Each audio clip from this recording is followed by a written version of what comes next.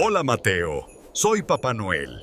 He visto que este año te has esforzado mucho. Estoy muy orgulloso de ti. ¿Tú también quieres darle a tu hijo un mensaje tan especial como este?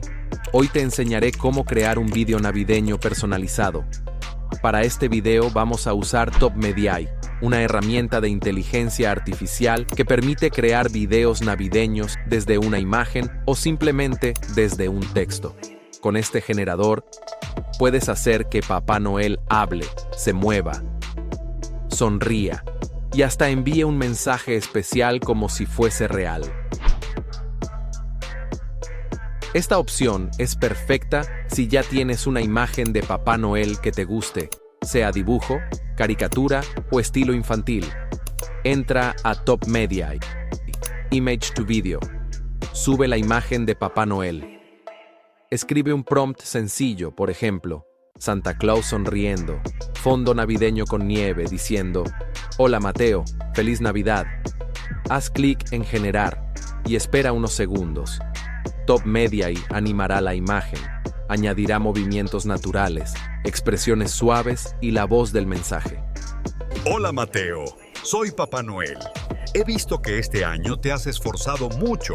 Estoy muy orgulloso de ti. Si no tienes imagen, también puedes generar todo desde cero. Entra a Top Mediae, Text to Video.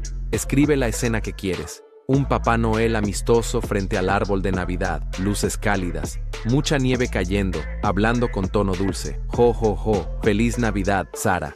Selecciona el formato 9:16 o 16:9, según donde lo quieras publicar.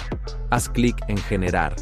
La IA creará el vídeo completo con animación, voz, música y ambiente navideño. ¡Feliz Navidad, Sara! He escuchado que has sido muy buena este año. Puedes agregar detalles como todo se controla desde el prompt. Y así de fácil puedes crear un vídeo navideño mágico, personalizado y totalmente único para tu hijo. Si quieres probarlo tú mismo, puedes entrar a Top Mediae y empezar gratis. Haz que esta Navidad sea inolvidable. Nos vemos en el próximo video.